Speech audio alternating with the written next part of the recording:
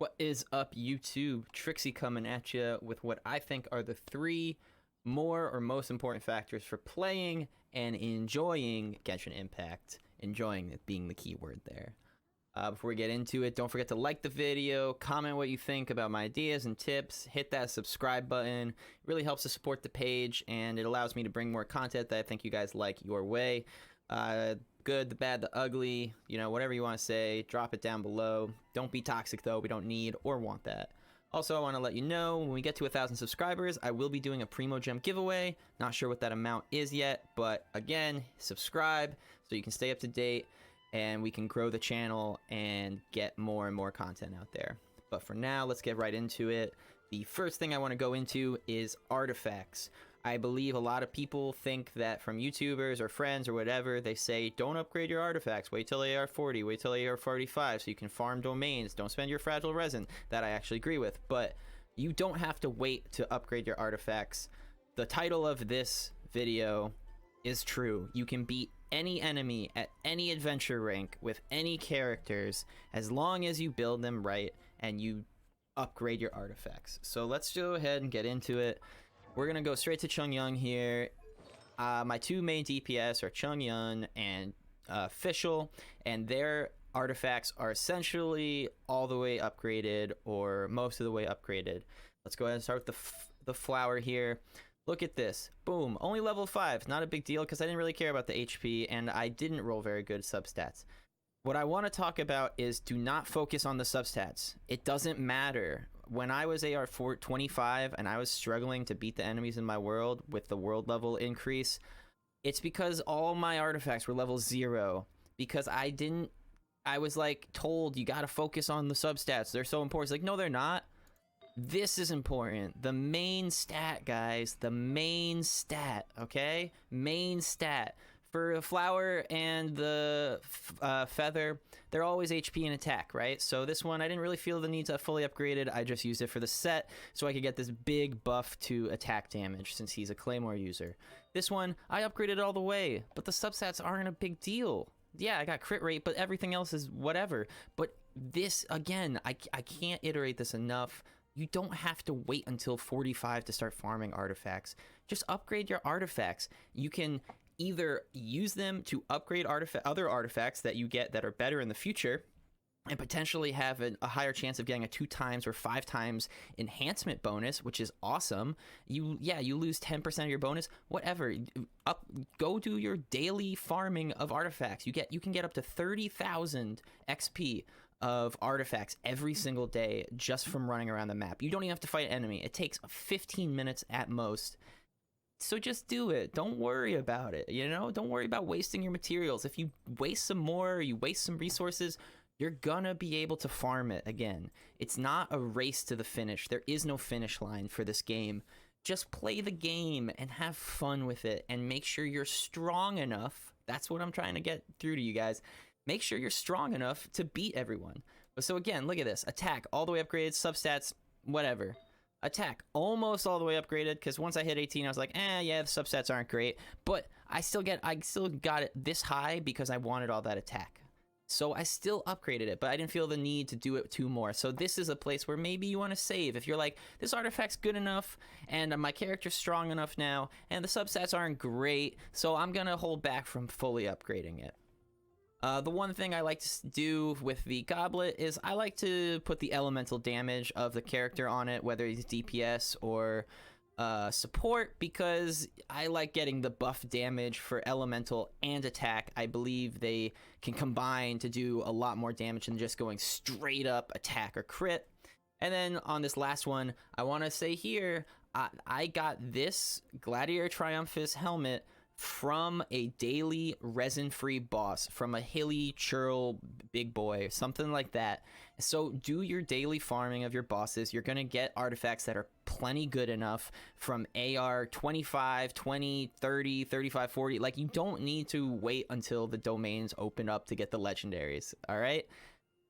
Just play the game as you do daily, and you're going to get great enough equipment to be strong enough. So for the DPS characters, these are the characters you have to focus on, though, right? You want to upgrade their artifacts and their weapons and their attributes and their talents first and foremost before you start flowing into the support characters. Same with Fischl here. I have all of her artifacts fully upgraded because I get big attack bonus, and for her I did the Berserker and the gave the attack damage, because for Chung Young I used to have Berserker on him, but once I got the helmet that increased my crit damage, I know it doesn't increase my crit rate, once I increased my crit damage I was like, you know what, I'm gonna go straight attack on him now. So focus on upgrading, and don't be scared to. I think I've had this mask or this flower on her since like AR 30, and it's been fully upgraded, and I've had no troubles with any enemies. Your support characters, you don't need to in my opinion, you don't need to upgrade their artifacts as much, because really I'm use them for their elemental skills and bursts. So I go for energy recharge and elemental mastery on them. The only difference is, like, for Mona, I have a crappy chalice that increases hydro damage. I upgraded it a little bit, but I didn't really care much about it. And then for Jingling, I do have a fully upgraded 4-star pyro damage bonus cup on her. So because her ulti is really, really strong, but I don't use them for attack. So basically my rule of thumb is, for your DPS characters, you want to focus on attack and crit rate and crit damage, depending on, you know, what you get, what you pull from your daily farms. For your healers, you want to go for healing ability increases like Barbara, the Maiden Beloved, and energy recharge. And for your support classes, you want to go for energy recharge and elemental mastery. And that's how I've built my characters. And, you know, for my mains, fully upgraded, really pretty good, not great. Honestly, not great, because they don't have good substats, but again, don't care, because the main stat is what matters. Do plenty of damage with them. Plenty of damage. And then for these guys, I only focus on the energy recharge and the elemental mastery, and that is how I can defeat any enemy at world level 5, no issues whatsoever. And I've been doing this since AR 25, so I highly recommend you relax, take a step back, upgrade what you need so that you can be strong enough for the world level you're at. It doesn't matter what adventure rank you are. The second thing I wanted to go into is, this game is very customizable to who you are, so just have fun playing this game. Don't feel like you have to follow every single person's advice. You know, if you do want to wait until AR 45, you don't have to listen to me. You don't have to upgrade anything. You can save every single thing until you get to that rank. But this is your world, so make it your own. That's really what it is all about, and that's why I love this game. I've turned it into my own world. I have my own daily routes. I have my own weekly routes. I do my own things. I play with friends sometimes, but this is my world. This is my Teyvat, right? This is my Mondstadt, my leeway. So that's my other tip. Just have fun playing. Don't stress so much about wasting or re-rolling or getting the best character. Free to play, you can do just fine. I've spent $5 for the Welkin Moon, and that's it. And so I consider myself like 99% free to play.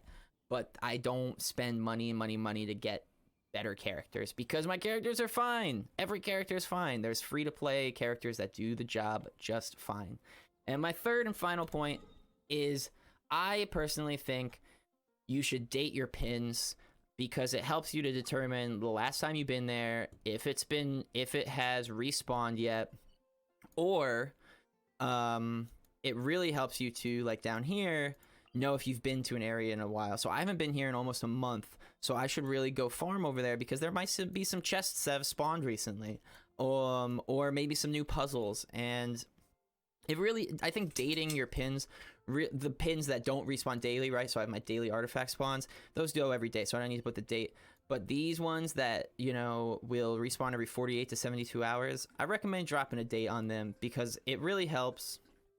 And it really helps you to keep track of your world and your farming and everything like that. So yeah, but those are the 3 things that I really want to go into. So just, you know, in conclusion, right?